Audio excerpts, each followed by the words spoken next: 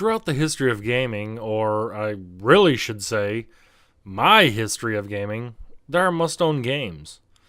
That's just the nature of video gaming. These are normally unique to each system, and over the years have become incredible legends from years gone by. Think of it like this. When you were a kid, if you owned an NES, then you had to have Contra. You just did. Owned a Sony PlayStation? Then you had to own Twisted Metal 2. And of course, if you had a Genesis, or at least the majority of the time people did, you owned Golden Axe. Luckily, this was just a port of the game. The original was an arcade game from the late 80s. While I never did own a Genesis growing up, you bet your ass I played the hell out of this game in the arcades. Off we go. Released in 1989 and developed on Sega System 16B arcade hardware, Golden Axe is just one of those classic arcade titles when we were kids. It's hilarious looking back on it now because of how ridiculously simple and cheesy it looks.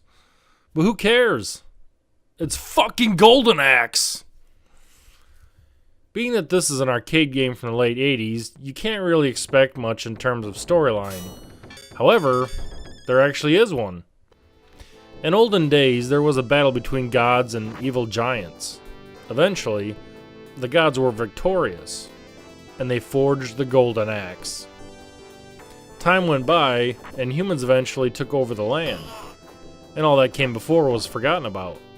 One giant remained, Death Adder, and it was he who stole the Golden Axe and began invading the land with evil again.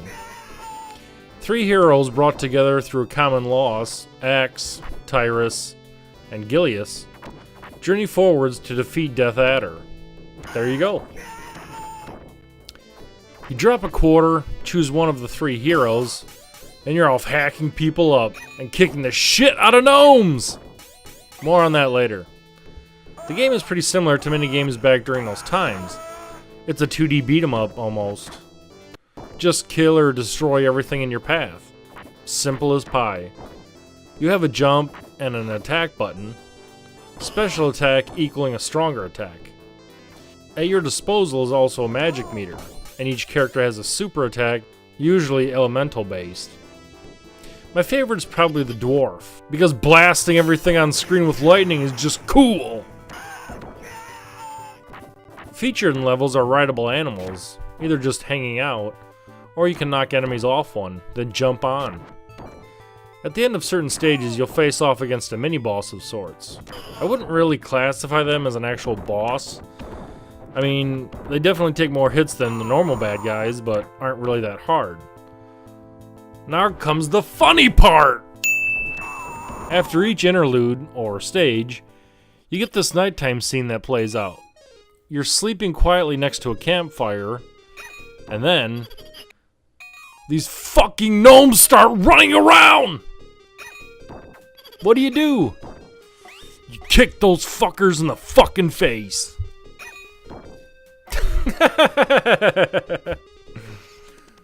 Actually, kicking the gnomes just makes them drop magic bottles, which replenishes your magic meter. But this was the highlight of playing this game back in the day. Just kicking those fucking little bastards. Give me those magic bottles, you little fuckers. After the conclusion of each stage, you're shown a large world map, which details your journey, and really, who doesn't like maps in video games? I mean, really.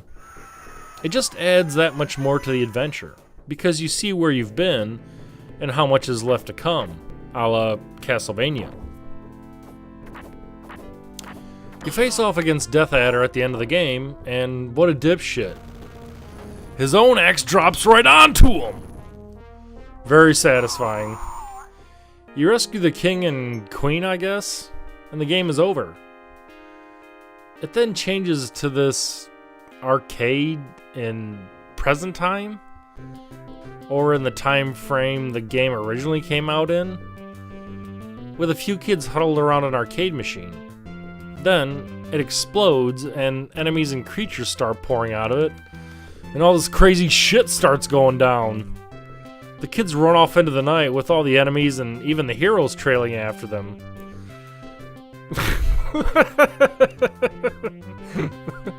Yeah, I've never really understood the ending to this game. I mean, yeah, I know it's silly and supposed to be humorous, but it completely comes out of left field.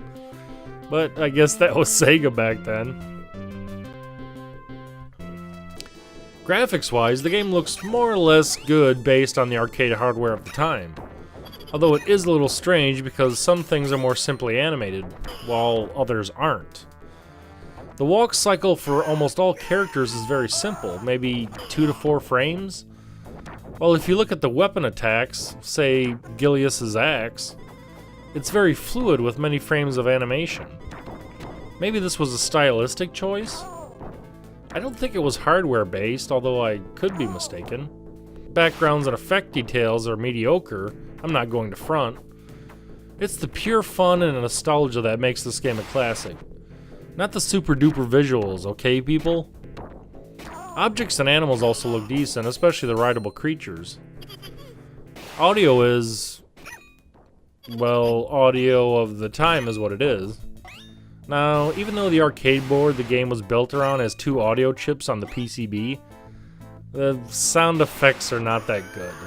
They're extremely simple, as is the music, with a lot of droning tones and not much in the way of variety.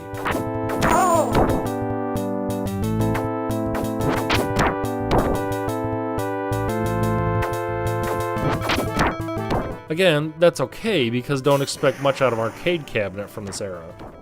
Ironically, one of my most favorite other arcade games of the time was eSWAT, which uses the exact same Sega arcade hardware that Golden Axe does, yet the presentation is vastly different. Or, I don't know, maybe I'm just imagining things. As previously mentioned, back then, if you didn't get a chance to play it in arcades, most kids growing up had the port on the Sega Genesis, released later the same year, but most kids didn't even own Genesis till 1990 or 91. There were a few sequels, released in arcades as well, but I mostly remember the original.